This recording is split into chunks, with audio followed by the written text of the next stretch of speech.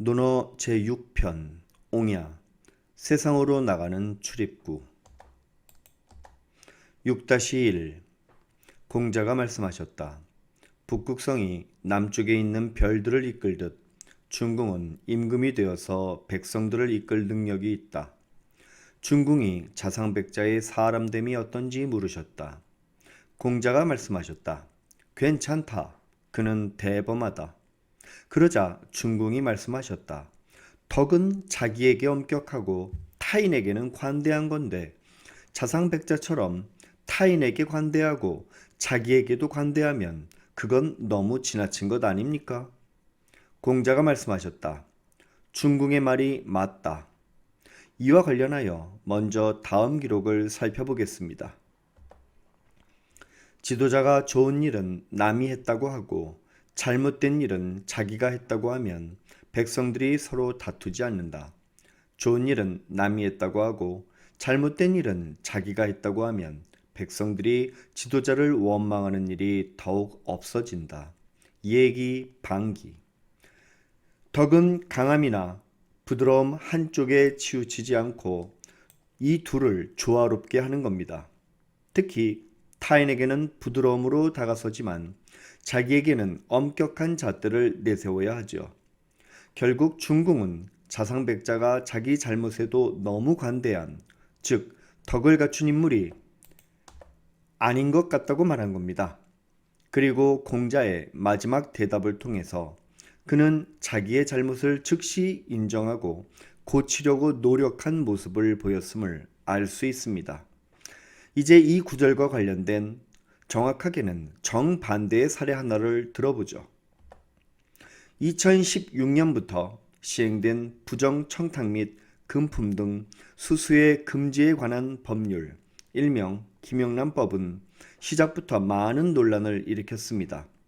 그중 가장 시끄러웠던 문제는 바로 국회의원을 포함하는 선출직 공직자가 공익적인 목적으로 청탁하는 행위는 예외로 해서 통과시킨 겁니다. 특히 국회 본회의에서 재석 의원 247명 중 찬성 228명, 찬성률 92.3%, 반대 4명, 기권 15명으로 통과되자 전형적인 내로남불의 결과라는 국민들의 혹독한 비판에 부딪혀야 했습니다. 지도자는 타인의 잘못에는 관대하지만 자기에게는 누구보다 엄격해야 한다는 말이 무슨 뜻인지 다시 되새겨야 합니다. 뒷짐만 지고 뒤에 서서 돌격 앞으로 라고 연신 외치는 소대장을 믿고 전진하는 부하는 없습니다. 그런데 공자는 왜 중궁이 단순히 지도자가 아닌 최고 지도자인 임금이 될 자격이 있다고 말한 걸까요? 이 점을 이해하기 위해선 다음 구절을 함께 살펴봐야 합니다. 14-11 공자가 말씀하셨다. 정치하는 지도자는 대동사회를 이끈 성인, 소강사회를 이끈 군자, 전문가인 그릇으로 나눌 수 있는데 위에서 나라를 이끄는 최고 지도자는 실무를 담당하는 행정기관의 전문가와 다르다. 노나라 3완 중 하나인 맹손씨 집안의 맹공작은 노나라의 경으로서 부끄럽지 않은 통찰력과 자제력을 지녔으므로 대국인 진나라의 조, 위처럼 큰 행정단위의 우두머리가 되기에도 부족함이 없다. 하지만 그런 인물이 작은 노나라의 등, 설처럼 작은 지역으로 내려가 행정을 맡는 대부가 될 순 없는 노릇이다. 사기 중리제자 열전에 따르면 공자는 주나라 노자와 위나라 거배곡, 제나라 안평준과 초나라 노래자, 정나라 자산 및 노나라 맹공작을 존경했다고 합니다. 좌전 양공 25년에 다음 기록이 남아 있습니다. 제나라 대부 최저가 한 해 전 맹효백이 제나라를 공격한 것에 대해 복수를 하려고 노나라를 침략했습니다. 노나라 임금 양공은 걱정되어서 진나라에 이를 보고했는데 맹공작은 최저는 큰 뜻을 품고 있으니 우리 노나라를 괴롭히지 않고 금방 철수할 겁니다. 라고 안심시켰죠. 그리고 정말로 제나라 군사는 별일 없이 다시 돌아갔다고 합니다. 이처럼 그는 지도자로서의 통찰력을 견지한 인물임을 알 수 있습니다.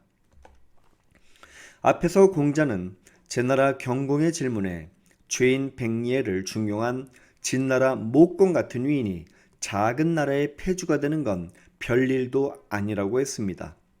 또 제자 자천이 선보처럼 작은 지역을 다스리는 게 아쉽다고 한 적도 있습니다. 보다시피 등, 설은 작은 나라인 노나라에 속한 행정구역입니다. 반면에 조와 위는 대국인 진나라에 속한 행정구역이죠. 작은 동네 이장과 도지사에게 요구되는 자질이 같을 순 없습니다. 따라서 공자는 맹공작처럼 통찰력 있는 지도자가 작은 지역의 우두머리를 맡는 건 마치 도지사가 돼야 할 인재가 이장 일을 하는 것처럼 부적절하다고 말한 것임을 알 수 있습니다. 이제 위의 질문에 답변을 하면 중공은 덕의 개념을 명확하게 파악하고 있으므로 당연히 누구보다도 덕을 잘 베풀 수 있겠죠. 그리고 덕을 베푸는 것은 최고 지도자의 몫이니 역시 당연히 임금이 될 자격이 있는 겁니다. 애플 초창기 스티븐 잡스와 스티브 워즈니악은 수익을 공평하게 5대5로 분배했습니다. 그런데 하루는 록히드 마틴의 기술자로 일하던 워즈니악의 부친이 잡스를 찾아와서는 불만을 쏟아냈습니다. 제품 개발과 설계, 심지어 디자인에서조차 아무런 기여도가 없는 잡스가 수익의 절반이나 가져가는 게 말이 안 된다는 것이었죠. 하지만 부친의 만류에도 불구하고 워즈니악은 두려움에 휩싸여서 화를 내며 그 자리를 떠나려는 잡스를 붙잡았습니다. 잡스는 자기에게 없는 사업적 두뇌가 있었음을 알고 있기 때문이었습니다. 워즈니악은 부친을 통해서 전자공학의 기초와 원리 및 최신 기술을 접했고 잡스를 만나기 전부터 취미로 컴퓨터를 설계하는 등 뛰어난 재능을 보여왔습니다. 그러나 그는 그저 컴퓨터를 좋아하는 순수한 인물이었죠. 그가 안정적인 HP를 그만두고 잡스와 창업을 한 이유도 잡스와 손을 잡으면 자기가 좋아하는 일을 계속 할 수 있을 거란 믿음 때문이었습니다. 반면 잡스는 엔지니어나 디자이너가 아니었지만 누구보다 탁월한 안목을 가지고 끊임없이 새로운 아이디어를 제시하는 능력의 소유자였습니다. 나아가 다른 재능 있는 인물들과 기술, 자금 등을 한데 모아서 그 아이디어가 현실이 되도록 세상에 관심을 불러일으켰던 겁니다. 만약 이 둘이 손을 잡지 않았다면 지금의 애플이 존재할 수 있었을까요? 잡스는 워즈니악은 역사상 최고의 천재 개발자이다 라고 한 바 있고 워즈니악 역시 내가 일개 악기 연주자라면 잡스는 위대한 지휘자이다 라고 서로를 치켜세웠습니다. 이처럼 모든 사람에게 똑같은 걸 요구할 순 없습니다. 지위가 올라갈수록 요구되는 건 전체를 파악해서 운영하고 사람들을 포용하여 이끌 수 있는 능력입니다. 6-2 애공이 물었다. 제자들 중에서 누가 도를 배우기 좋아하는가? 공자가 대답하셨다. 안회가 도를 배우기를 진정으로 좋아했습니다. 엉뚱하게 다른 이에게 화풀이하거나 한 번 저지른 잘못은 반복하지 않았는데 불행히도 단명해서 죽었습니다. 지금은 아내처럼 도를 배우기 좋아하는 이가 없으니 더 이상은 아내처럼 도를 배우기 좋아하는 이가 있다는 말을 들어보지 못했습니다. 이 내용은 뒤에도 다시 나옵니다. 따라서 여기서 같이 짚고 넘어가죠. 11-6 개강자가 물었다. 제자들 중에서 누가 도를 배우기 좋아하는가? 공자가 대답하셨다. 안회가 도를 배우기를 좋아했습니다. 하지만 불행히도 단명해서 죽었습니다. 지금은 없습니다. 애공과 달리 계강자의 질문에 공자가 짧게 대답한 이유는 그가 임금에게 어질지 못했기 때문일 겁니다. 그럼에도 불구하고 그 역시 공자의 상관이었기 때문에 이처럼 예를 갖춰서 대답한 거죠. 안회는 도를 배우는 즐거움에 빠져서 굶주림과 가난함의 고통조차도 잊어버렸습니다. 그래서 공자는 자기조차도 그 정도 경지에 오르지 못한다고 시인했습니다. 그런데 공자는 여기서 엉뚱하게 다른 이에게 화풀이하거나 한 번 저지른 잘못은 다시 반복하지 않았다는 두 가지로 안회를 높이 사고 있습니다. 이제 다음 사례를 살펴보죠. 만유인력의 법칙으로 유명한 아이작 뉴턴은 지금까지도 인류 역사상 가장 영향력 있는 사람 중 하나로 꼽힙니다. 하지만 그의 어린 시절은 매우 불행했죠. 그는 농부의 아들로 태어났는데 그의 아버지는 이미 죽은 뒤였습니다. 그가 3살 때 어머니가 재혼했지만 양 아버지로부터 갖은 핍박을 받으면서 자랐습니다. 불행한 유년의 기억으로 그는 여자를 멀리했고 84세에 영면할 때까지 어떤 여성과도 교류를 하지 않았다고 합니다. 그럼에도 불구하고 그는 한평생 연구에 매진하면서 늘 겸손함과 신중한 자세를 잃지 않았습니다. 그의 내가 다른 사람보다 더 멀리 앞을 내다볼 수 있다면 그건 거인들의 어깨를 딛고 서 있기 때문이다. 그리고 나는 진리의 바닷가에서 놀면서 가끔 보통 것보다 더 예쁜 조약돌이나 조개를 찾는 어린아이에 불과하다. 라는 발언은 아직까지 명언으로 사람들 입에 회자되고 있죠. 하지만 그런 그도 큰 실수를 한 적이 있었습니다.